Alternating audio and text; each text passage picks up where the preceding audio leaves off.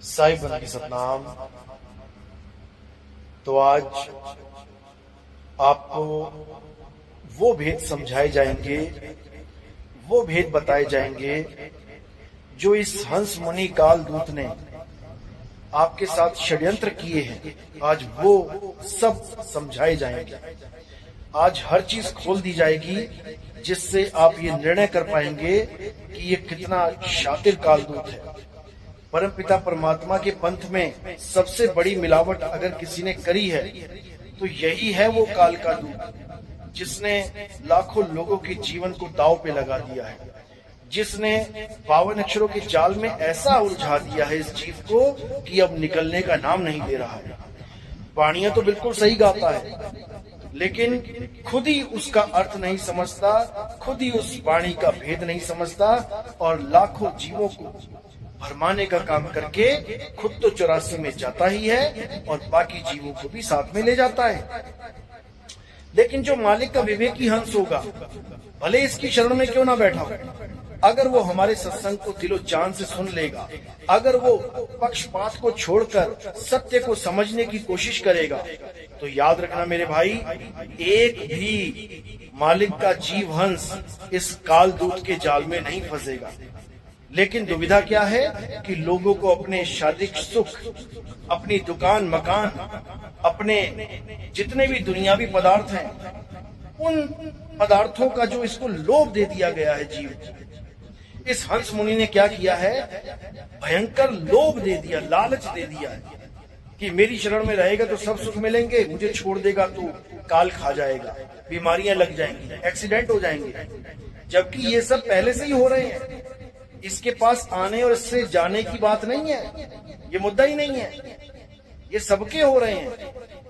लेकिन इसने ऐसा भ्रमजाल फैला दिया है कि मेरे पास रहोगे तो सुखी रहोगे, सारी बीमारियां दूर हो जाएंगी, और चले जाओगे तो दुखी हो जाओगे। जबकि इसका अपना दांत का पाइदिया ठीक नहीं हो रहा है, इसके दांतों से खून रिसता है, बदबू आती है इसके जबड़ों से, दवाई खाता ही उसकी लगातार, और जिस डॉक्टर से दवाई खाता है हमें अच्छे से पता है उसके बारे में, तो अपनी बीमारी ठीक नहीं कर पा रहा है और दूसरों को बीमारियों से बचने का झांसा दे रहा है। तो मेरे भाइयों, अब इसके झांसे में नहीं आना है और अब सत्य असत्य का निर्णय करना है। निर्णय करोगे तब मुक्ति मिलेगी, नहीं तो नहीं मिलेगी, समझ लो। तो आज इसके और गुप्त से भी गुप्त वेद खोले जाएंगे, इसलिए एक एक शब्द को ध्यान से विवेक के द्वारा सुने। साहिब बंदगी सतनाम। तो सबसे पहले बात करते हैं आध्यात्मिक ज्ञान गंगा की। इस हंस मुनि कालदूत ने अपनी आध्यात्मिक ज्ञान गंगा में हमारे मदन साहिब, जो हमारे प्रथम आचार्य गुरु हैं, जिनको कबीर साहब ने साक्षात दर्शन देके सार शब्द का भेद समझाया, उनको मुक्ति पद प्रदान किया। उनकी वाणी सोई गुरु पूरा कहावे, 2 अक्षर का भेद बतावे, एक छुड़ावे एक लखावे, तब प्राणी निज घर को जावे। ये वाणी रामपाल जी महाराज यानी हंस मुनि कालदूत ने हमारे गुरुजी की वाणी छापी और उस वाणी से हमारे गुरुजी का नाम हटा दिया और बाबा नानक का नाम रख दिया वहां पे। देखिए कितनी बड़ी चालाकी इसने करी, कितना शातिर इंसान है ये। इसने मदन साहिब का नाम इसलिए हटा दिया क्योंकि अगर मदन साहिब का नाम इसके ग्रंथ में आ गया तो लोग इससे पूछते कि आखिर ये मदन साहिब कौन है, इनकी जन्मभूमि कहाँ है, इनका पंथ कौन सा है। तो ये हंस मुनि ना चाहते हुए भी मदन साहिब के पंथ से उन लोगों को दूर नहीं रख सकता था, इसलिए इसने मदन साहिब का नाम ही गायब कर दिया। और किसका नाम रख दिया? बाबा नानक का। जब मैंने इनसे पूछा कि भाई बाबा नानक का नाम तो लिखा ही नहीं है, बाबा नानक का नाम तो उस ग्रंथ में लिखा ही नहीं है जिसका हवाला तुम देते हो। कौन से ग्रंथ का हवाला देते हैं ये लोग? ये राधा स्वामी पंथ का संतमत प्रकाश भाग 4, इस ग्रंथ में से ये हवाला देते हैं कि देखो इसमें ये वाणी है, सोई गुरु पूरा कहावे 2 अक्षर का भेद बतावे। कई बार इस हंस मुनि ने कई बार टीवी में दिखाया है इस ग्रंथ को। तो जब इस ग्रंथ को देखते हैं तो देखिए वहां पे क्या लिखा है। वहां पर भी बाबा नानक का नाम नहीं लिखा है, वहां लिखा है गुरु ग्रंथ साहब में ऐसा लिखा है। और जब राधा स्वामी वालों ने गुरु ग्रंथ साहब का नाम रखा वहां पे, और जब खोजी लोगों ने गुरु ग्रंथ साहब को खोजा, उसमें से वाणियां खोजी, तो वो वाणी निकली ही नहीं। तो जब सवाल जवाब हुए इन लोगों से, तो इन लोगों ने क्या किया, राधा स्वामी वालों ने क्या किया, राधा स्वामी वालों ने अगला एडिशन जो छापा तो उसमें ग्रंथ साहब का नाम हटा के मदन साहिब ऐसा कहते हैं लिख दिया। देखिए, यानी जो लोग पहले ग्रंथ साहब का नाम लिख के मदन साहिब का नाम छुपा के बैठे हुए थे, उन्हीं लोगों के द्वारा मदन साहिब का नाम परमात्मा ने उजागर करवा दिया। आप देखिए, आपको ये स्क्रीनशॉट दिखाया जा रहा है, इसको अच्छे से देखिए, सब समझ में आएगा आपको। और आप जब राधा स्वामी की ये पुस्तक देखेंगे तो ये काफी साल पहले छपी हुई है। और जब राधा स्वामी वालों से मैं 4-5 साल तक लगातार बार बार इनके आश्रमों में जाके, जो इनके गांव-गांव में आश्रम है, शहर शहर में आश्रम है, वहां जाके जब मैं यही बात करता था कि मदन साहिब कौन है, हमें बताइए मदन साहब कौन है, ये वाणी कहाँ लिखी है, तब जाके इन लोगों की नाक में दर्द हुआ और इन लोगों ने तब जाकर मदन साहिब का पूरा ग्रंथ छाप दिया। अब सोचो, जो ग्रंथ साहब का नाम लिखते हैं, मदन साहिब का नाम छुपाते हैं, और उसके बाद मदन साहिब का नाम लिखते हैं और पीछे लिखते हैं उसी पुस्तक में कि मदन साहिब के बारे में हमें कोई ज्ञान नहीं, कुछ पता नहीं। वो लोग पूरा ग्रंथ छापते हैं मदन साहिब का, और फिर भी झूठ बोलते हैं। आगे क्या लिखा है उस ग्रंथ में कि ये ग्रंथ हमें, जो नाम प्रकाश, जो शब्द विलास, जो मदन साहिब के ग्रंथ हैं, क्या बोलते हैं ये लोग कि हमें दिल्ली की लाइब्रेरी में मिला ये ग्रंथ। अरे भाई, तुम्हें दिल्ली की लाइब्रेरी में ग्रंथ अगर तुम्हें मिला है तो पहले ये वाणी तुम्हारे पास कहां से आ गई? ये वाणी तुम्हारे पास पहले कहां से आ गई? पहले मदन साहिब का नाम कहां से आ गया? मदन साहिब की पुस्तक तो अब छापी है तुमने।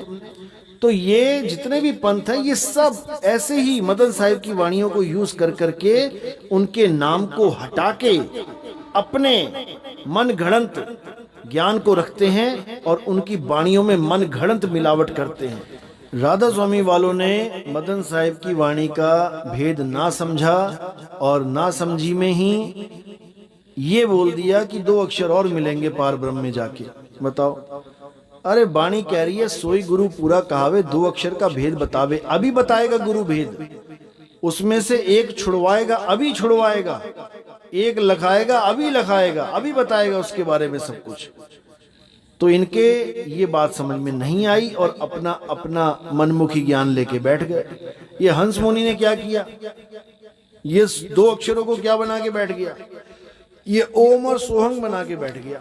किसी पहली क्लास के बालक से भी पूछोगे कि अक्षर और शब्द में क्या फर्क है, वो भी बता देगा कि स्वर और व्यंजन अक्षर कहलाते हैं और 2 स्वर या 2 व्यंजन या स्वर और व्यंजन मिलकर शब्द बनाते हैं। ओम और सोहंग शब्द हैं, अक्षर नहीं है।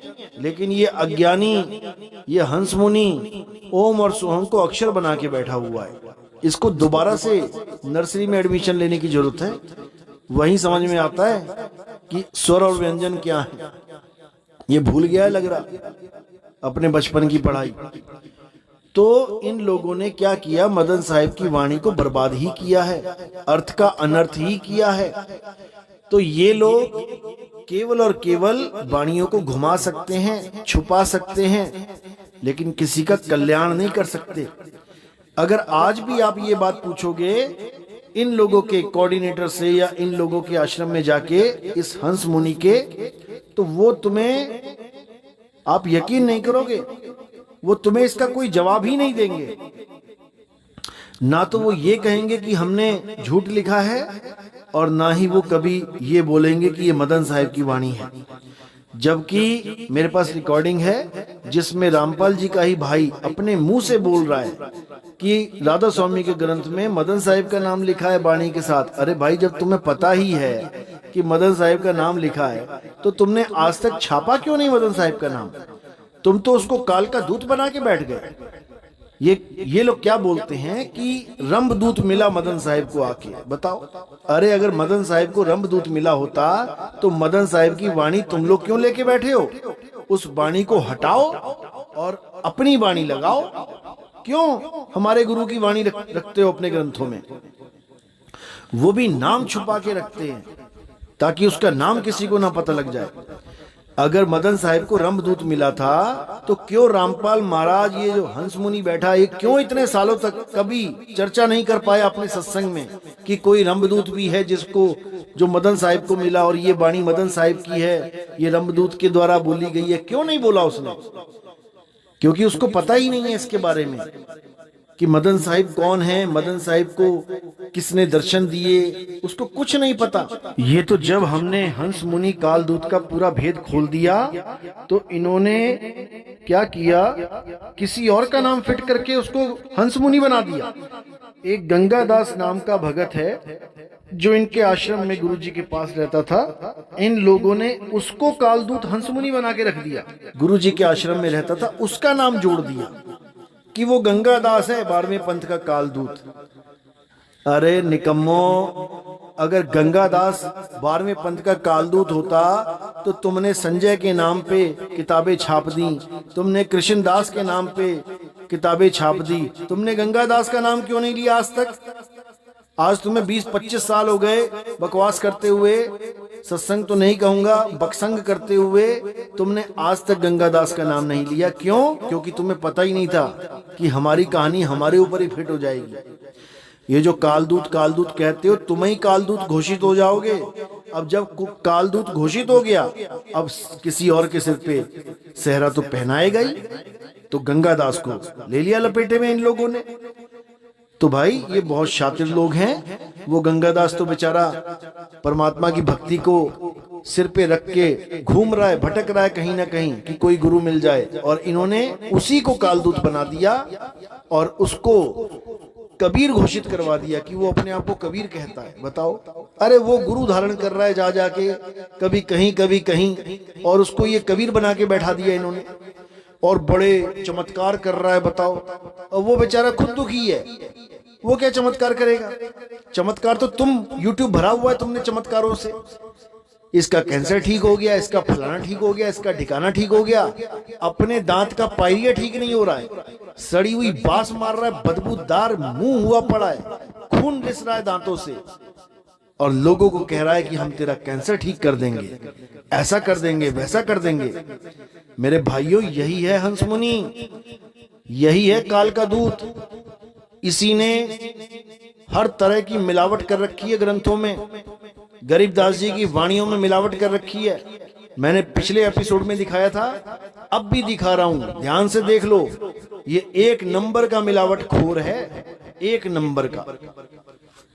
तो इसके झांसे में नहीं आना है और सत्य को अपनाना है। सत्य के साथ कभी भी पक्षपात नहीं करना है। जो सत्य है वो सत्य है, और जो झूठ है वो झूठ है। अगर तुम सत्य के साथ पक्षपात करोगे तो तुम अपना ही नुकसान कर बैठोगे। इसलिए इस हंस मुनि को अच्छे से पहचान जाओ और इससे जितना जल्दी हो सके दूरी बना लो, नहीं तो ये खुद तो 84 में जाएगा और सारी संगत को भी ले जाएगा। तो मेरे भाइयों, विचार करो, विवेक लगाओ। अभी कुछ नहीं बिगड़ा है, अभी तुम्हारे पास समय है। एक बार अगर समय खत्म हो गया ना, एक बार अगर काल आ गया ना, तो कोई कुछ नहीं कर पाएगा, कोई तुम्हें नहीं बचा पाएगा। अभी नितिन दास चीख चीख के तुम्हें सत्य बता रहा है, तुम्हारे भले के लिए। संभल जाओ, सुधर जाओ, जाग जाओ, इस अज्ञानता की नींद में सोते मत रह जाना। ये हंस मुनि बहुत शातिर दूत है। अभी और कारनामे सुनो इसके। ये लोग जो हमारे प्रथम गुरु मदन साहिब को काल का दूत बताते हैं, इनके कारनामे आप इस संत के मुख से सुन सकते हैं। कृष्णदास जी महाराज गरीबदासी पंथ के जो हैं, डेरा सत साहिब सत्संग भवन ठाकुरपुरा, जिला अंबाला, हरियाणा में, ये रामपाल जी महाराज के पास बहुत साल चेलों की तरह, शिष्यों की तरह, भक्तों की तरह अपना जीवन लगा के बैठा था। परम भगत बना हुआ था। ये ऐसी अंध भक्ति में लीन हो चुका था कि रामपाल के सिवा इसको कुछ दिखता ही नहीं था। लेकिन परमात्मा अपने विवेकी हंसों की आंख जल्दी ही खोल देता है। जब इसने रामपाल महाराज के कारनामे देखे तो इसने वहां से अपना रास्ता अलग कर लिया और इसने ये पूरी किताब बनाई है। इसमें पूरा विवरण दिया है कि कैसे कैसे महाराज के साथ कैसे कैसे इसने दिन बिताए और क्या क्या कारनामे महाराज ने किए। शैतान बनिया भगवान, ये आपको इंटरनेट पे मिल जाएगी, आप इसको जरूर पढ़ें और इस हंस मुनि कालदूत के कारनामों से अच्छी तरह वाकिफ हो जाएं ताकि आपका जीवन बर्बाद होने से बच जाए। हमारे गुरु को काल का दूत बोलने वाला खुद कितना बड़ा काल का दूत है, ये आप इस ग्रंथ को पढ़ के अच्छे से समझ जाएंगे। आप केवल इसको इतना कह दें इनके भक्तों को कि भाई अगर मदन साहिब काल के दूत हैं तो मदन साहिब की वाणी आप अपने ग्रंथ में हटा दो। आप क्यों मदन साहिब की वाणी लेके अपने ग्रंथों को काला करते हो? आप सीधे कहो कि ये काल का दूत है और इसकी वाणी हम नहीं लेंगे। अरे निकम्मो, वाणी भी तुम हमारे गुरु की लेते हो और उसको ही काल का दूत बोलते हो, इसीलिए जेल में धक्के खा रहे हो। इसीलिए तो भाई इन लोगों का कुछ बनने वाला नहीं है, ये ऐसे ही जेलों में धक्के खाएंगे। यहाँ इंसान की बनी जेल में धक्के खाएंगे और फिर काल की बनी 84 लाख की जेल में धक्के खाएंगे। इनका कभी भी निबेड़ा नहीं हो सकता। ये कभी काल के जाल से नहीं निकल सकते। काल के जाल से वही निकलेंगे जो परमात्मा के विवेकी हंस होंगे। इसलिए इस काल के दूत से प्रश्न करो कि मदन साहिब 2 अक्षरों का भेद बताते हैं तो तुम 3 नाम क्यों देते हो? वाणी कह रही है सोई गुरु पूरा कहावे 2 अक्षर का भेद बतावे, ठीक है 2 नाम तुम दे दो, ठीक है। अब तीसरे का तो जिक्र ही नहीं है। एक छुड़ावे एक लखावे तब प्राणी निज घर को जावे, तो तुम तीसरा नाम कैसे फिट कर देते हो? यही कबीर साहब कह रहे हैं, कहें कबीर अक्षर 2 भाख, होगा खसम तो लेगा राख। बताओ 3 कहां बोला? केवल 2 अक्षरों की बात करी है। यही कबीर साहब फिर कह रहे हैं 52 अक्षर लोक तरह सब कुछ इन्हीं माही, ये आखर खिर जाएंगे वो आखर इनमें नाही। यानी 52 अक्षर खिर जाएंगे, इसको गुरु छुड़वा देगा, एक छुड़ाए, और वो अक्षर इनमें नहीं जो अखंड अक्षर है वो इन 52 में नहीं आता। जिसको गुरु लखा देगा, एक छुड़ाए एक लखाए तब प्राणी निज घर को जाए। क्यों नहीं समझ में आता इस मोटी बुद्धि काल दूत के? खुद तो अपना जीवन बर्बाद कर ही रहा है और लाखों लोगों का भी जीवन बर्बाद करके चला जाएगा। इसका दोष इसके सिर पे इतना ज्यादा बढ़ जाएगा, इस पाप का भार, कि इसको 84 में भटकना पड़ेगा। इसकी हालत खराब हो जाएगी। और ये लोगों से जो चंदा इकट्ठा कर करके बड़े बड़े आश्रम बनाए हैं, एक भी आश्रम काम नहीं आएगा। जंगल में भटकना पड़ेगा, हिरण बन के और शेरों के मुंह में जाना पड़ेगा। अभी नहीं समझ में आ रहा इस काल के दूत को, क्योंकि माया ने पर्दा डाल रखा है इसकी आंखों पे। लेकिन जल्दी ही सारे भक्तों की आंखों से पर्दा उठाने के लिए नितिन दास आ चुका है। अब हर भगत को सत्य से रूबरू करवा दिया जाएगा, हर भक्त को सत्य लखा दिया जाएगा, ताकि इस काल के दूत का जाल जल्द से जल्द काटा जा सके। तो अब मेरे भाइयों, इसकी नाम दीक्षा पे विचार करते हैं, क्योंकि इसको अक्षर और शब्द का तो ज्ञान ही नहीं है। ये 2 अक्षर को शब्द मान बैठा है। तो इसके नाम दीक्षा में जो कुछ भी ये देता है, इसको अच्छे से समझेंगे कि ये कैसे काल का दूत जीवों को भटकाता है। ये कबीर साहब की वाणियों से प्रमाणित करता है कि नाम दीक्षा 3 बार में दी जाती है। सच्चा गुरु वो है जो 3 बार में नाम दीक्षा प्रदान करे, जिसको ये गीता में से भी ओम तत् सत ये श्लोक दिखा के प्रमाणित करता है कि 3 बार में ही नाम दीक्षा दी जाती है और इन मंत्रों को जप के परमात्मा को प्रसन्न किया जा सकता है। परमात्मा को प्राप्त किया जा सकता है। तो इसके इन नकली मंत्रों का आज पूरा खुलासा करेंगे और आप सबको इतना विवेक दे देंगे कि आप इसके झूठ को पकड़ सको। ये क्या बोलता है कि सच्चा गुरु 3 बार में दीक्षा देता है। पहली बार में ओम कलियम हरियम करके मंत्र देगा, दूसरी बार में सतनाम देगा, तीसरी बार में जो असली नाम है वो दे देगा। यानी 3 बार में पूर्ण ज्ञान मिल जाएगा। लेकिन जब आप विचार करेंगे कि ये खुद ही 3 बार में बोल के लोगों को 4 बार में नाम दीक्षा दे रहा है, कैसे, आइए प्रमाणित करते हैं। जब आप इस काल के दूत से, इस हंस मुनि काल दूत से नाम दीक्षा लेने जाएंगे तो पहली बार में ये आपको ओम कलियम हरियम ये वाला मंत्र पकड़ा देगा, जो गरीबदास जी महाराज की वाणी में से दिखाएगा कि देखो लिखा है सत सुकृत अविगत कबीर ओम ओम ओम ओम कलिंग कलिंग कलिम कलिम। ये सब दिखा के आपको पक्का विश्वास दिलवा देगा कि यही नाम जपना है। ये हो गई पहली दीक्षा। उसके बाद ये आपको दूसरी दीक्षा के नाम पे ओम और सोहंग श्वासों के द्वारा अजपा जाप जो करवाया जाता है ये पकड़ा देगा। 90% प्राण योगी गुरु जो श्वासों का अजपा जाप करवाते आए हैं आज तक, ये ओम सोहंग ही देते आए हैं। ये कोई ऐसा नाम नहीं है जो इस काल दूत ने खोजा हो या परमात्मा ने इसको दिया हो। ये वही नाम है जो युगों युगों से चलता आ रहा है। ओम और सोहंग का अजपा जाप हजारों लाखों गुरु देते आए हैं और आज भी दे रहे हैं। और ये इस ओम सोहंग को सतनाम बना के बैठा है कि ये सतनाम है। अगर ये सतनाम है तो सारे गुरु सतनाम दे रहे हैं, तू अकेला नहीं है। तो जब ये ओम सोहंग का नाम देता है आपको, तो इसको दूसरी दीक्षा कहता है कि सतनाम मिल गया आपको। अब जो तीसरी दीक्षा है वो क्या है? वो है इसकी सार नाम की दीक्षा, जिसको ओम सोहम सत्य कबीर करके पकड़ा देता है।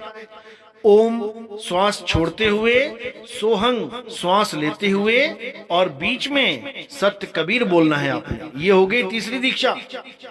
अब ये काल का दूत जो 3 दीक्षा पे पूर्ण ज्ञान दे रहा था, अब ये चौथी दीक्षा भी देगा आपको, जिसको सार शब्द की दीक्षा बताता है।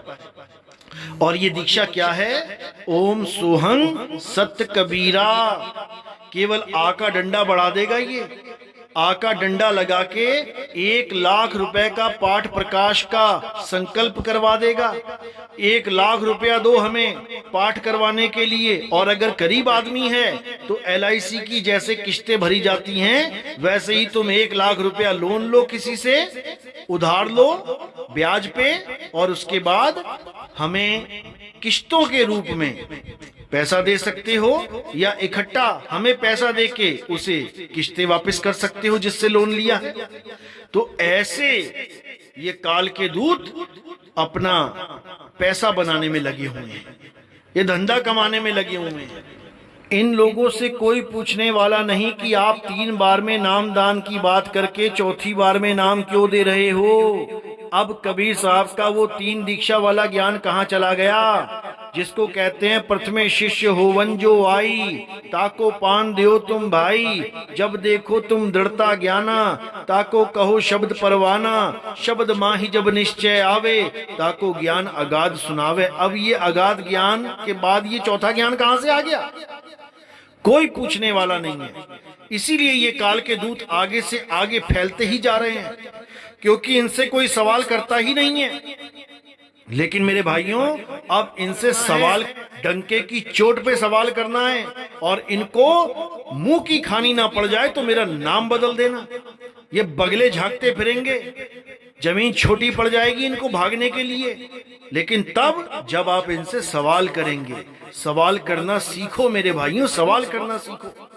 इनसे डंके की चोट पे सवाल करो, देखो ये क्या जवाब देते हैं, और फिर वो जवाब मुझे भेजो, मुझे व्हाट्सएप करो, रिकॉर्ड करो इनकी कॉल और मुझे भेजो। तब मैं दुनिया को दिखाऊंगा कि ये कैसे काल के दूत हैं, कितने शातिर दूत हैं। आप बिल्कुल चिंता ना करें, इस काल के दूत की जड़ें खत्म कर दी जाएंगी, जड़ें उखाड़ दी जाएंगी, इसके अज्ञान की पोल खोल दी जाएगी। कोई भगत, मालिक का कोई जीव अब इसके झांसे में नहीं फंसेगा। ये वादा है नितिन दास का। तो आगे देखिए ये क्या करता है, ये सत्य कबीरा जोड़ देता है। ओम सोहम सत्य कबीरा जोड़ देता है और क्या दिखाता है, उस वाणी को भी देख लीजिए, जिस वाणी को दिखा के ये कहता है कि सार शब्द ओम सोहम सत्य कबीरा बन गया।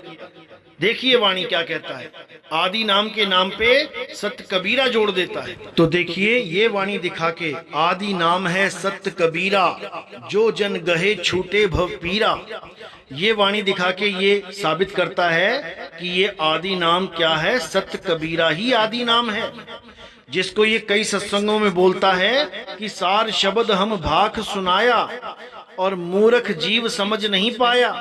कि देखो मैंने भाग के बता दिया कि आदि नाम क्या है, सत्य कबीरा है, जो जन इसको गहेगा छूटे भव पीरा है। देखो इसकी बुद्धि इतनी चल सकती है कि ये केवल लिखा हुआ पढ़ के उसको समझ सके, लेकिन लिखा हुआ पढ़ के उसके भेद को जान पाए वो ये नहीं कर सकता।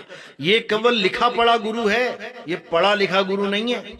जो पढ़ के समझ के उसको लिख दे, उसके भावों को लिख दे, ये वो गुरु नहीं है, क्योंकि ये केवल लिखी बात को ही पकड़ सकता है।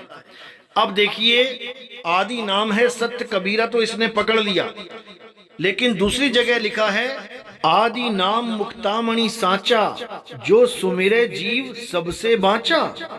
कि आदि नाम क्या है, मुक्तामणि साचा है, तो ये मुक्तामणि जपवाने लग जाए। अगर ये आदि नाम है सत्य कबीरा ना देख पाता तो ये पक्का मुक्तामणि, इस लाइन को पढ़ के मुक्तामणि जपवाने लग जाता। ये ओम सोहम मुक्तामणि, ओम सोहम मुक्तामणि, क्योंकि मोटी बुद्धि काल का दूत है, नहीं समझ पाता कि भेद क्या है वाणी का। तो वाणी कह रही है आदि नाम मुक्तामणि साचा, जो सुमिरै जीव सबसे बांचा। यानी जो असली नाम मुक्तामणि, जिससे मुक्त हो जाओगे, वो साचा नाम जब तक नहीं लोगे तब तक बच नहीं पाओगे। आदि नाम निज सार है भाई, जम राजा ते ही निकट न आई। अब ये निज सार को नहीं समझ पाएगा। निज सार का मतलब क्या है, तुम्हारा असली स्वरूप, तुम्हारा निज सार यानी तुम्हारा आत्म स्वरूप। अगर तुम्हें तुम्हारा आत्म स्वरूप प्राप्त हो जाए तो जम राजा तुम्हारे पास नहीं आ सकता। समझ लो, जब लग गुप्त जाप नहीं जाने, तब लग काल हटा नहीं माने। जब तक तुम्हें गुप्त जाप नहीं मिल गया, जो वाणियों का विषय नहीं है, जो लिखने पढ़ने का विषय नहीं है, वो तुम्हारा आत्म स्वरूप है, उसी को गुप्त जाप बोला है। 52 अक्षरी जापों का तो मना किया कबीर साहब ने। बोलते हैं कोटि नाम संसार में, क्योंकि करोड़ों नाम संसार में जपे जाते हैं। कोटि नाम संसार में, इनसे मुक्ति ना होए, और गुप्त नाम सतपुरुष का बूझे बिरला कोई।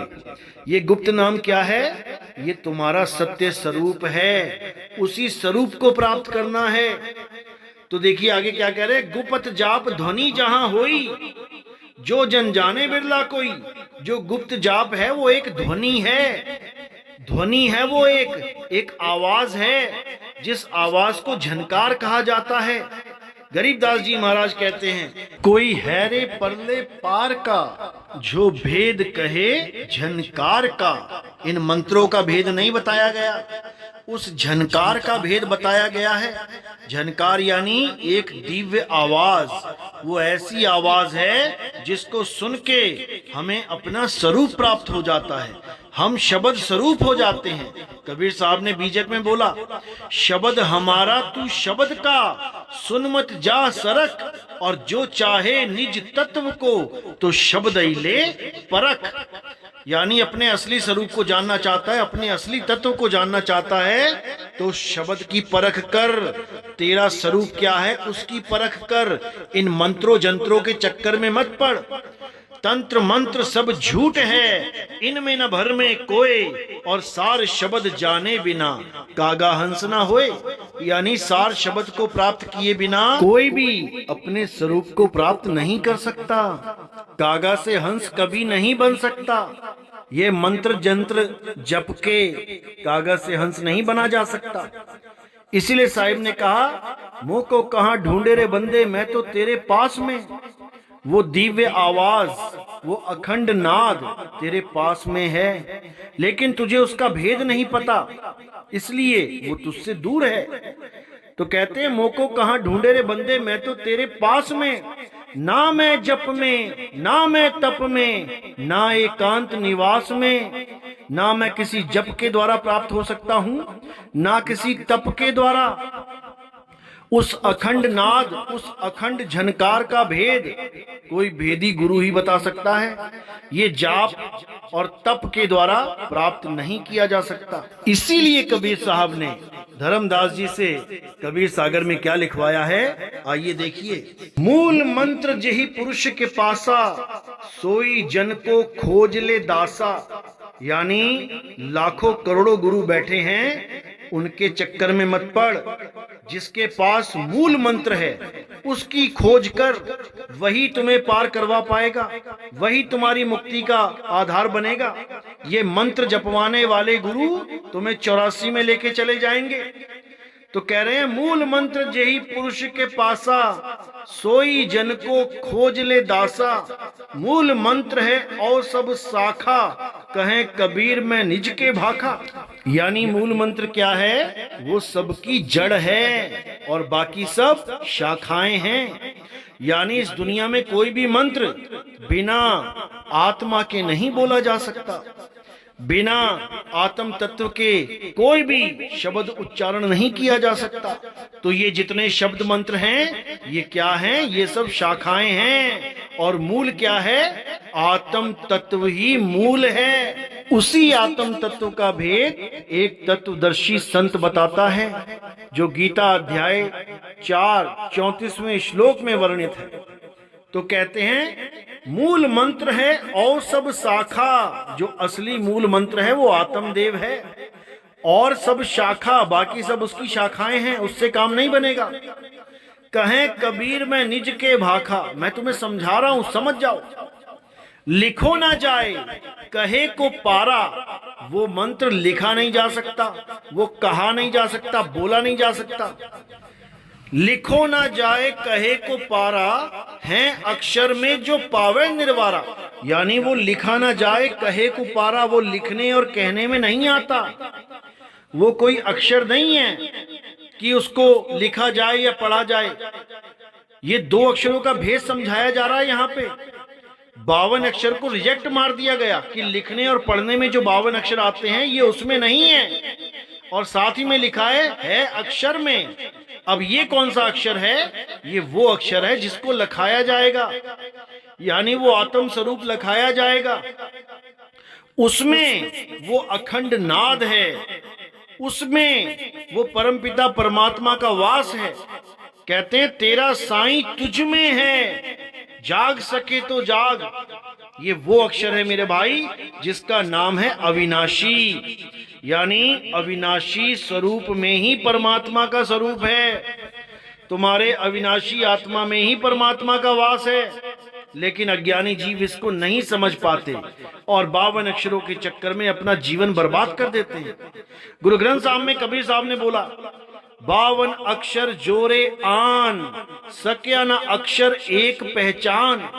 ये 52 अक्षर जो लिखने बोलने में आते हैं इनको छोड़ दो, और जो अविनाशी अक्षर है उस अक्षर को जान लो।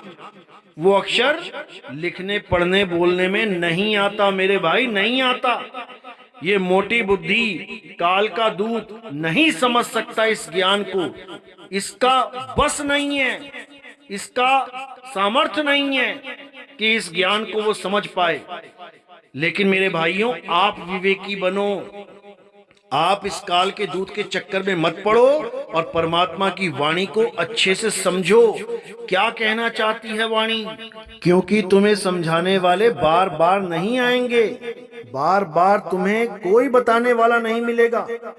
आज नितिन दास तुम्हें समझा रहा है तो पक्षपात रहित होकर, पक्षपात के बिना इस ज्ञान को समझ लो मेरे भाई, समझ लो। नहीं तो 84 लाख में दुर्गति होगी, कोई गुरु तुम्हें बचाने वाला नहीं है। तो कहते हैं लिखो ना जाए लिखा में नाही, गुरु बिन भेंट ना होवे ताही। यानी वो सार शब्द आदि नाम वो लिखने में नहीं आता, वो बोलने में नहीं आता। जिसके लिए कबीर साहब ने कहा ओंकार आदि में जाना, लिखे और मेटे ताही ना माना। मैं लिखने और मेटने वाले नामों को सत्य नहीं मानता हूँ, उनका जाप नहीं करवाता हूँ। मैं सार शब्द का भेदी गुरु हूँ और सार शब्द बताने इस संसार में आता हूँ।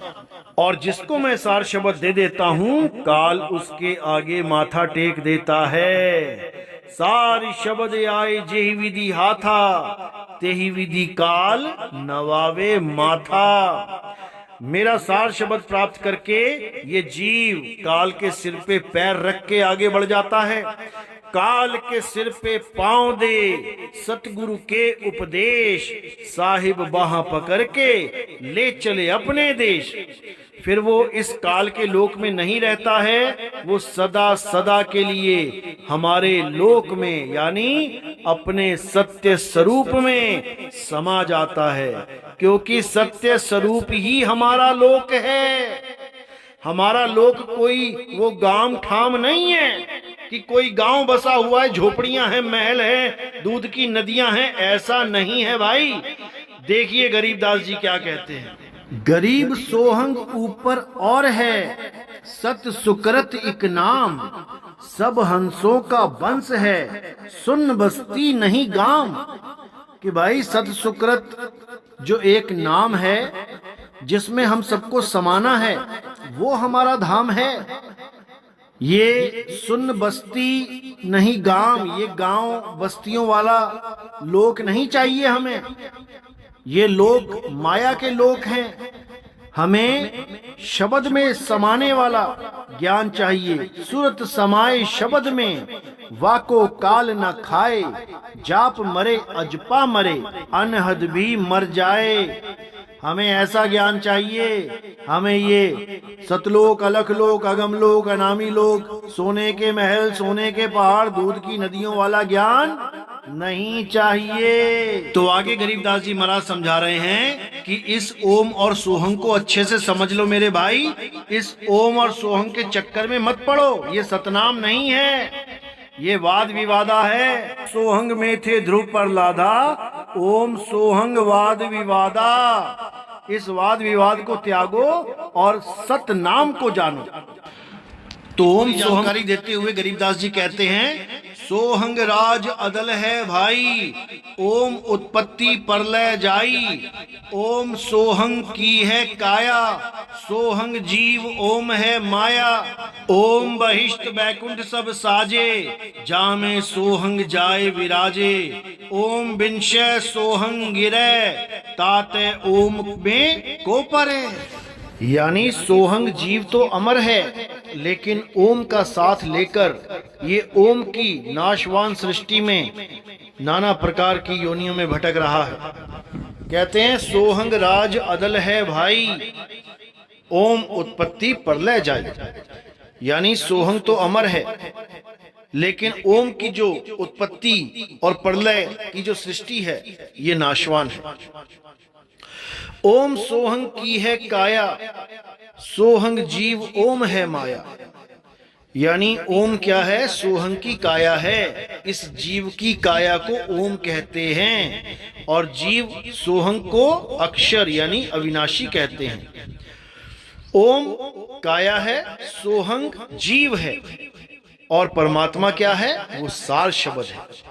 इसी को गीता में समझाया गया कि अक्षर पुरुष, शर पुरुष, ये दोनों पुरुष ये पूजनीय नहीं हैं। यानी ओम और सोहंग ये पूजनीय नहीं हैं। पूजनीय तो उत्तम पुरुष यानी सार शब्द है। ये हंस मुनि कालदूत इस भेद को नहीं समझ पाया और शर पुरुष, अक्षर पुरुष की अलग अलग सृष्टि बना के बैठ गया। गरीबदास जी महाराज गुप्त भेदों के द्वारा समझा रहे हैं। ओम सोहंग की है काया, यानी सोहंग जिस काया को ओढ़ के बैठा है उसी को ओम कहते हैं। यानी अविनाशी अक्षर जीव जिस नाशवान काया को ओढ़ के बैठा है उसे शर कहते हैं, शर पुरुष। शर पुरुष काया है, सोहंग अक्षर पुरुष है और नी अक्षर पुरुष वो परमपिता परमात्मा है। ओम सोहंग की है काया, सोहंग जीव ओम है माया। ये ओम मायावी शरीर है, बदलता है, कटता है, जलता है। ओम बहिष्ठ बैकुंठ सब साजे, जा में सोहंग जाए विराजे, यानी इसी माया के द्वारा, ये ओम और माया ये सब एक ही है। इसी माया ने सारी दुनिया में काया का विस्तार किया हुआ है, बड़े बड़े लोक बनाए हैं, उसमें काया बना के सोहंग को बैठा रखा है। हर काया में एक सोहंग विराजमान है, यानी हर शरीर में एक जीवात्मा विराजमान है। सतलोक से लेके अलख लोक से लेके अगम लोक से लेके मृत्यु लोक तक काया में सोहंग विराजमान है। ओम सोहंग की है काया, सोहंग जीव ओम है माया। ओम बहिष्ठ बैकुंठ सब साजे, जा में सोहंग जाए विराजे। सतलोक में सतपुरुष बना के बैठा रखा है किसी को, उसमें भी जीव बैठा हुआ है। अलख लोक में अलख पुरुष बना के बैठा रखा है, उसमें भी एक सोहंग जीव है। इस दुनिया में जितने भी शरीर हैं, माता पिता भाई बहन, हाथी घोड़ा गधा सूअर, ये सब काया ओम हैं और इसमें सोहंग यानी जीव विराजमान है। तो ओम और सोहंग क्या है? ओम काया है और सोहंग जीव है। लेकिन इस मोटी बुद्धि, इस हंस मुनि को ये बात समझ में नहीं आ सकती। क्यों? क्योंकि काल ने इसकी बुद्धि पे ताले मार रखे हैं। काल सबकी बुद्धि पे ताले जड़ देता है, इसीलिए ये काल के दूत कहलाते हैं, क्योंकि ये परमात्मा के संदेश को नहीं समझ सकते। देखिए गरीबदास जी महाराज ने कितना अच्छा समझाया। ओम बिंशे सोहंग गिरे, ताते ओम में को परे, यानी जब शरीर गिर जाता है, ओम बिंशे, शरीर गिर गया तो क्या होगा? सोहंग भी गिर जाएगा। ओम बिंशे सोहंग गिरे, ताते ओम में को परे, यानी हम इस ओम में क्यों पड़े जाके? हम क्यों किसी शरीर की आस लगाएं? हम किसी शरीर की आस नहीं लगाएंगे। अब क्या करेंगे? ओम सोहम दोनों से परे उस नी अक्षर को जानेंगे, उस आदि नाम को जानेंगे, उस असली गैबी धुन को जानेंगे। वो गैबी धुन अगर हमें मिल गई तो समझ लो कि अब हमारा कल्याण हो जाएगा। और अगर हम इस काया माया के चक्कर में पड़े रहेंगे तो हमारा कल्याण कभी नहीं हो सकता। देखिए गरीबदास जी महाराज क्या कह रहे हैं। गरीब सोहंग ऊपर और है, कोई एक जाने भेव, गोपी गोसाई गैब धुन, जाकी कर ले सेव। कह रहे हैं कि सोहंग ऊपर और है, यानी ये ओम सोहंग जो है इसको त्यागो, इससे ऊपर कुछ और है, उसको जानो। सोहंग ऊपर और है, कोई एक जाने भेद, कोई बिरला ही उस भेद को जानता है। गोपी गुसाई गैब धुन, जाकी कर ले सेव। वो गोपनीय गुसाई यानी परमात्मा, वो गैब धुन यानी वो अनंत नाद, अनंत अखंड अविनाशी, वो अखंड धुन, उसकी सेवा कर ले, उसको ध्या ले, उसको समझ ले, उसी से मोक्ष होगा, उसी से मुक्ति होगी। इस ओम सोहंग से नहीं, ये सतनाम नहीं, ये वाद विवाद है। इस वाद विवाद को त्याग और सतनाम को पकड़। तो सतनाम क्या है? सतनाम वो अखंड धुन है। साहिब समझा रहे हैं, गरीब सुरत लगे और मन लगे, लगे निरत धुन ध्यान, चार जुगन की बंदगी एक पलक परवान। सुरत लगे और मन लगे, यानी मन और सुरत को लगा के रखो। लगे निरत धुन ध्यान, जब सुरत एकाग्र हो जाती है तो उसको निरत कहते हैं। और निरत किसमें करना है? धुन ध्यान। उस धुन के ध्यान में सुरत को निरत कर लो। चार जुगन की बंदगी एक पलक परवान, यानी 4 युगों तक तुम भक्ति करते रहो, उससे कोई कुछ कल्याण नहीं होगा। लेकिन अगर उस अखंड नाद की, उस सार शब्द की भक्ति कर ली तो पल में ही कल्याण हो जाएगा। इस ओम सोहम से ना तो किसी का कल्याण हुआ है और ना ही होगा। जैसा कि मैंने बताया कि ओम काया है और सोहंग जीव है। ये सुअर, कुत्ता, बिल्ली, गिद्ध, हाथी, घोड़ा, ये सब ओम हैं जो दिखाई दे रहा है शरीर, और उसके अंदर सोहंग विराजमान है, यानी जीवात्मा विराजमान है।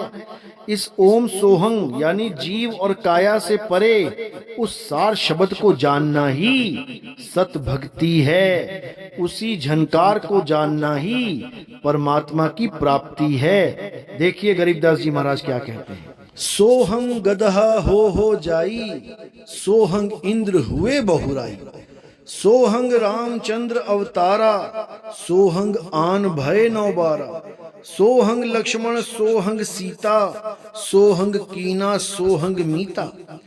यानी सोहंग ने तरह तरह के शरीर धारण कर रखे हैं। इस जीव ने कई तरह के शरीर धारण कर रखे हैं। कभी ये इंद्र बन जाता है और कभी इंद्र से गधा हो जाता है, कभी ये रामचंद्र बन जाता है, कभी ये सीता लक्ष्मण बन जाता है। तो आगे कहते हैं सोहंग है 84 सिद्ध, सोहंग सूर गौ और गिद्ध, सोहंग सुर नर मुनिवर जान, सोहंग का है सकल जहान, सोहंग का है मुनवर मेल, ओम सोहंग का सब खेल। ये कालदूत हंस मुनि इन वाणियों को कभी नहीं समझ सकता। वाणी बिल्कुल स्पष्ट समझा रही है।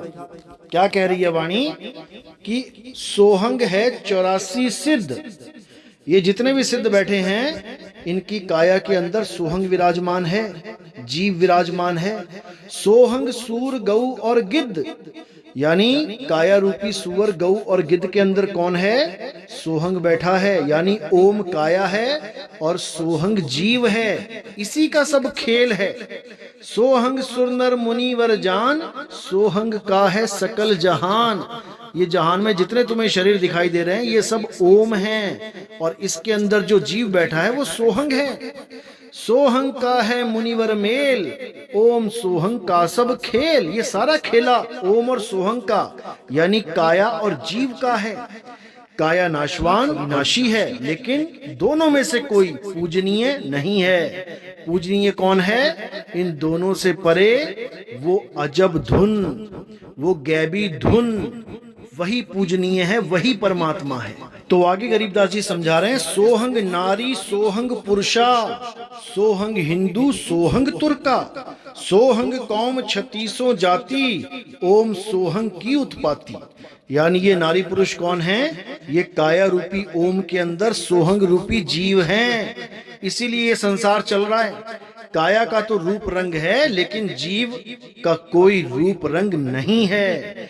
काया आदमी और औरत की हो सकती है लेकिन जीव आदमी और औरत नहीं है। जैसे भी शरीर में ये जीव जाता है ये शरीर को ही अपना रूप रंग समझने लग जाता है, ये अपना स्वरूप समझने लग जाता है। इसीलिए बार बार 84 में धक्के खाता है। तो कह रहे हैं सोहंग कौम 36 जाति, ओम सोहंग की उत्पत्ति। ये दुनिया में तुम्हें जो भी दिख रहा है, कोई भी कौम, कोई भी जात, कोई भी मजहब के लोग दिख रहे हैं, ये सब ओम सोहंग का ही खेल है। ओम काया है, सोहंग उनका जीव है। अब कह रहे हैं सप्त अंड पर सोहंग साजे, जा पर सार शब्द धुन गाजे। अब ये है वो सार शब्द धुन जिसको प्राप्त करने के बाद ये सोहंग इस काया से मुक्त हो जाएगा और कहाँ समा जाएगा? अपने अंशी में समा जाएगा। ये अंश है और सार शब्द इसका अंशी है। इसीलिए बोला गया है ईश्वर अंश जीव अविनाशी। ये जीव सोहंग है, अविनाशी है, लेकिन ईश्वर को प्राप्त नहीं कर पा रहा है। ये काया में ही उलझा पड़ा है। कभी राम जी को, कभी श्याम जी को, कभी हनुमान जी को, कभी सीता जी को, कभी लक्ष्मी जी को, कभी शेरावाली माता को, कभी किसी शरीर को, कभी किसी शरीर को पूजता ही जा रहा है। ये नहीं समझ पा रहा है कि ओम सोहंग के खेले में फंस गया है। अब ओम सोहंग के खेले से बाहर निकलना है, तब कल्याण होगा, नहीं तो नहीं हो पाएगा। तो सार शब्द का भेद इसी वाणी में समझा दिया कि सार शब्द कोई मंत्र नहीं है कि ओम सोहम सत्य कबीरा मंत्र जप रहे हो सार शब्द के नाम पे, मूर्खों।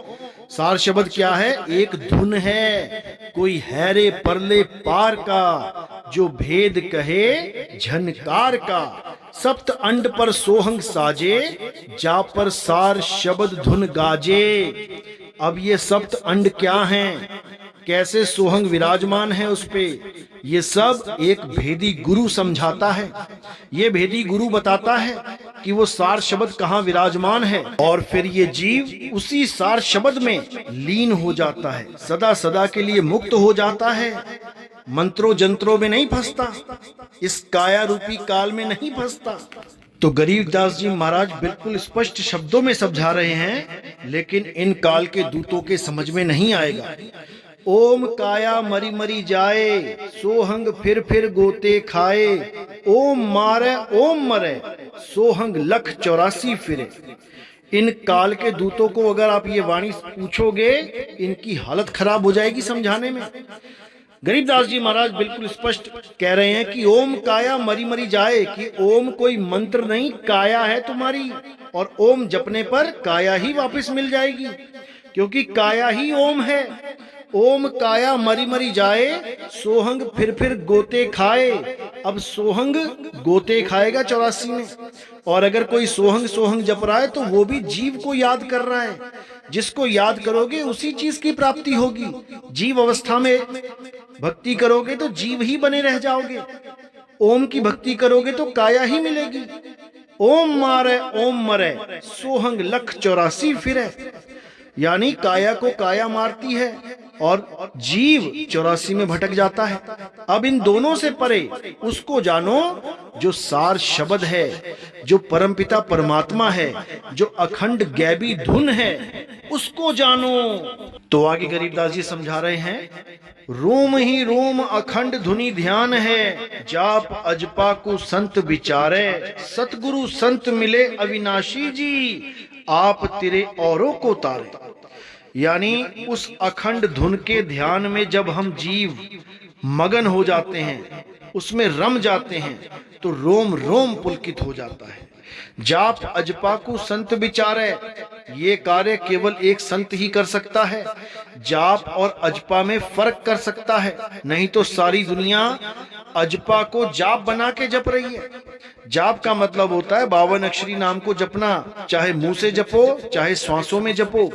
और अजपा का मतलब होता है जिसको जपा ही नहीं जा सकता, यानी वो केवल ध्यान का विषय है, उसको जपा नहीं जा सकता, उस अखंड नाद को जपा नहीं जा सकता, लेकिन उस अखंड धुन का ध्यान धरा जा सकता है। तो उस अखंड धुन का जो ध्यान धरेगा वही मुक्त होगा, और कोई मुक्ति का पद प्राप्त ही नहीं कर सकता।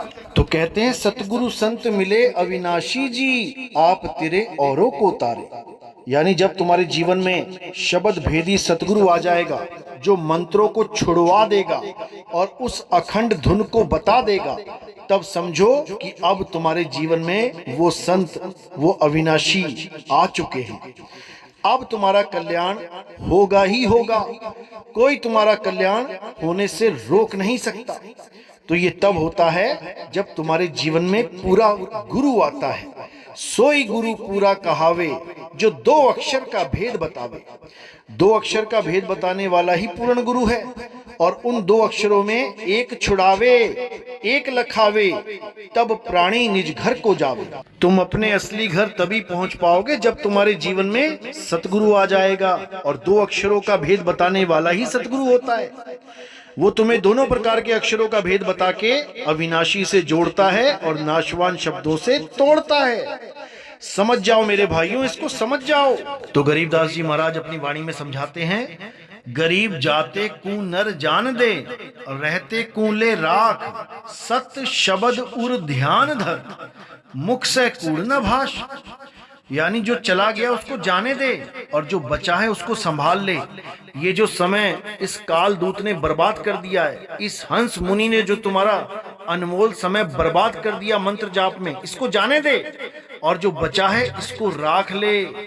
जाते को नर जान दे, रहते कूले राख, सत शब्द उर ध्यान धर, मुख से कूड़ना भाष।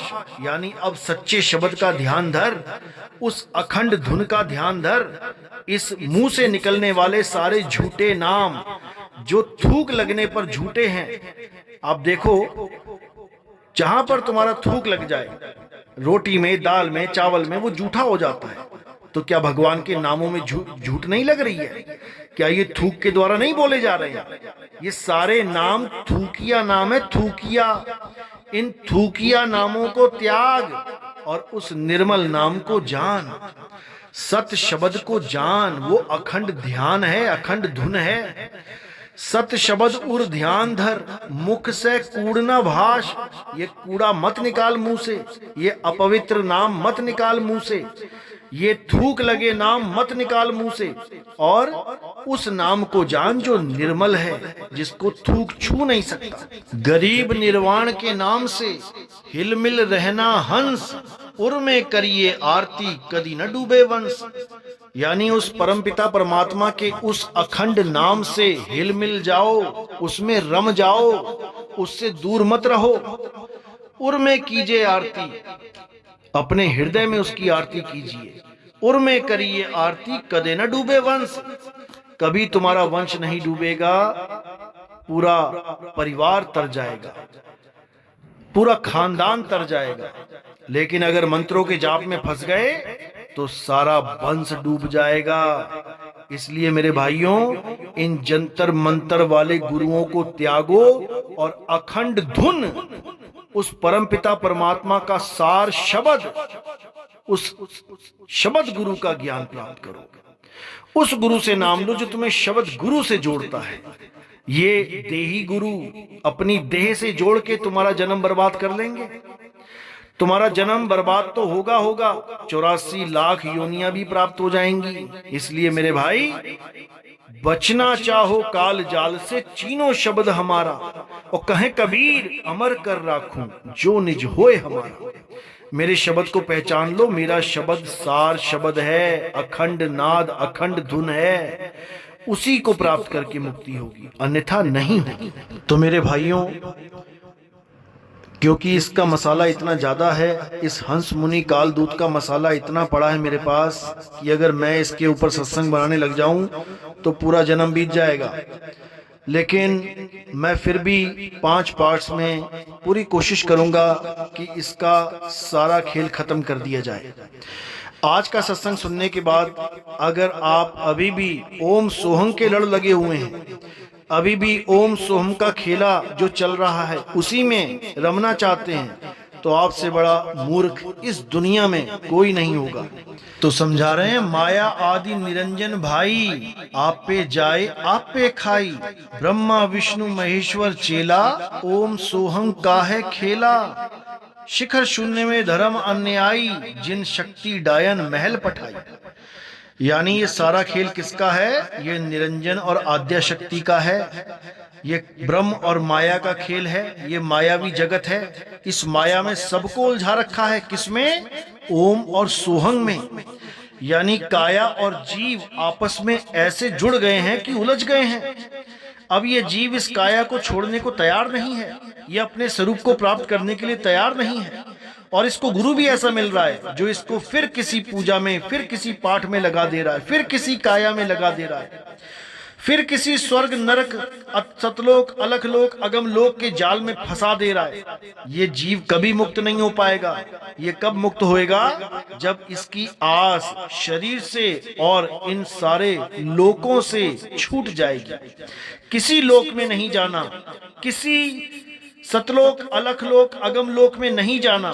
कहां जाना है? अपने स्वरूप में समाना है, अपने स्वरूप में स्थित हो जाना है, तब मुक्ति होगी। अन्यथा कभी मुक्त हो ही नहीं सकता ये जीव। तो अब क्या करना है? अब काल जाल को अच्छे से समझ लेना है। काल कोई एक काल नहीं है कि कोई काल है जो सबको खा रहा है। अरे गरीब घर की कामिनी काल है, सकल कुटुंब परिवार बेटा बेटी काल है, फिरे काल की डाल। गरीब छाजन भोजन काल है, काल काल के पास, काल काल भक्षण करे, काले काल ग्रास। गरीब ससुरे साले काल हैं, साड़ू समधी साख, गोत नात सब काल हैं, सब ही के मुख राख। यानी ये सब काल का ही रूप है मेरे भाई। ये जितनी भी काया है ये सब काल का ही रूप है। देव निरंजन सकल शरीरा, तामे भ्रम भ्रम रहल कबीरा। ये माँ बेटा बाप भाई बहन अड़ोसी पड़ोसी राजा रानी, ये सब नाते रिश्ते, ये सब काल भगवानी तुम्हारे मामा दादा चाचा बन के बैठा हुआ है। ये तुम नहीं जान पाओगे। ये शरीर ही काल है, क्षर पुरुष है, और उसमें जो जीव है वो सोहंग फंसा हुआ है 84 में।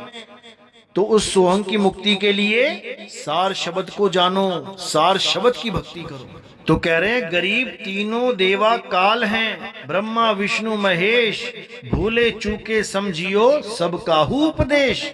गरीब जंत्र मंत्र काल है, ये जितने जंत्र मंत्र जो तुम जप रहे हो ये सब काल हैं, तुम्हारा सत्यानाश कर देंगे। जंत्र मंत्र सब काल हैं, काल दीठ और मूठ, काया काल कुसंग है, नगर हाथ में हूठ। हस्ती घोड़ा काल है, ये हाथी घोड़े सब काल हैं। काल राज और पाठ इनको देखना भूलियो, दल बादल गज ठाठ। ये सब काल का ही दल है, काल का ही खेल है। इस काल के जाल से, इन शरीरों के जाल से बाहर निकल जाओ। गलती से मत सोचना कि परमात्मा कोई शरीर है, कि कोई सतलोक में शरीर बैठा है वो परमात्मा है। वो काल का ही जाल है, ये काल का ही जाल है। गरीबदास जी कहते हैं जहां तुम्हें मैं ले जाऊंगा वहां शरीरों का कोई काम ही नहीं है, वहां भगवान है ही नहीं। देखो क्या कहते हैं, जहां ओंकार निरंजन नाही, ब्रह्मा विष्णु वेद नहीं जाही, जहां करता नहीं जान भगवाना, काया माया पिंड न प्राणा। जहां तुम्हें मैं लेके जाऊंगा, जिस स्वरूप में मैं तुम्हें स्थित करूंगा, जिस सत्य में तुम्हें रमण करवाया जाएगा, वहां पर ओंकार निरंजन नाही, ब्रह्मा विष्णु वेद भी नहीं, वहां कर्ता भगवान नहीं है कोई, और काया माया पिंड न प्राण वहां कोई। वहां काया और माया का खेल ही नहीं है, वहां कोई शरीर नहीं दिखाई देगा तुम्हें कि वो राजा की तरह बैठा है और वहां पे चवर करोगे जाके, नहीं करोगे, नहीं बैठा वहां कोई राजा की तरह। समझो बात को, वहां काया माया का खेल ही नहीं है। पांच तत्व तीनों गुण नाही, जोरा काल दीप नहीं जाही, अमर करूं सतलोक पठाऊं, ताते बंदी छोड़ कहूं। ऐसा अमर कर दूंगा, सतलोक पठा दूंगा कि इस काया माया की दौड़ से ही बाहर निकल जाओगे। ना काया होगी और ना ही माया होगी। समझो मेरे भाई, समझो। तो मालिक से यही अरदास करूंगा कि आपको मेरी बात अच्छे से समझ में आ जाए, और जो खोजी विवेकी हंस हैं, जो नए नए अभी इस हंस मुनि काल दूत से जुड़ रहे हैं, वो सवाल दागो, ये सवाल पूछो उनसे, और देखो कैसे मुंह छुपा के भागते फिरेंगे।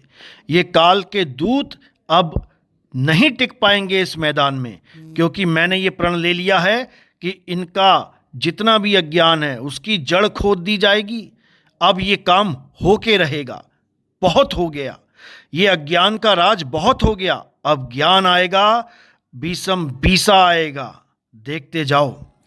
तो आगे के सत्संग बहुत जल्दी भेजे जाएंगे, तब तक आप इसको अच्छे से श्रवण करो, और जो 5 पार्ट बनेंगे उसमें इस हंस मुनि की जड़ उखाड़ दी जाएगी, इसका पूरा अज्ञान खत्म कर दिया जाएगा। आप बिल्कुल चिंता ना करें। तो आज का सत्संग यहीं समाप्त करते हैं, फिर अगले सत्संग में मिलेंगे। साहिब बंदगी सतनाम।